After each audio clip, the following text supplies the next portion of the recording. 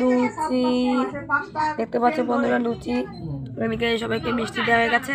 আর আমরা কয়েকজন বাকি আছে বাচ্চাদের, আর আমার বোন খাওয়া গেছে লুচি আর ডিমের তরকারি, ওগুলো দিয়ে খাবে। তো চলো দেখতে থাকো। Hello guys, welcome back to my channel. Good morning, কেমন আছো বন্ধুরা? আশা করি তোমরা সবাই খুব ভালো আছো। তা দেখতে পাচ্ছ বাপের বাড়িতে ঠাকুরমাকে তোমরা একটু শেয়ার করে দিলাম। সকালবেলা নিত্য পুজো করে বাবা আর মা, তো দুজনার সকালবেলা পুজো হয়েছে সেটা তোমাদেরকে শেয়ার করতে পারিনি। আর এদিকে দেখো ঠাকুর বাসন মেজে আবার দুপুরবেলার পুজো হবে। আর এদিকে দেখতে পাচ্ছ জবা ফুল তো লাগে মা কালী, এটা আমাদের অনেক বছর ধরে এটা পুজো হয়, আমাদের দাদুর আমল থেকে। আর এটা আমাদের বাড়িতে প্রত্যেক বছর দিওয়ালিতে পুজো হয়, মানে দীপাবলিতে পুজো হয়।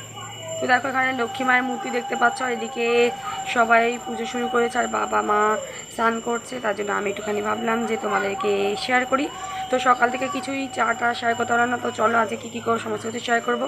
আজকে অনেক কিছু শেয়ার করবো, সেগুলো তোমরা স্কিপ না করে দেখতে থাকো। তো চলো বন্ধুরা দেখতে থাকো।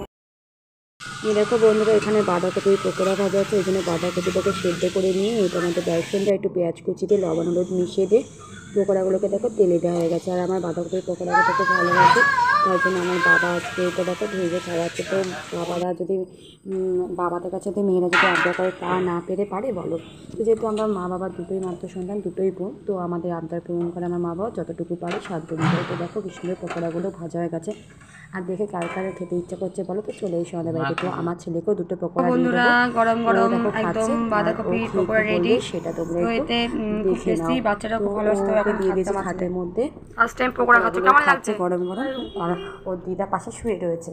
তো তারপরে হলো চা হয়ে গেছে। তো চলো আজকে কিন্তু দুটো ভিডিও একসাথে যাচ্ছে।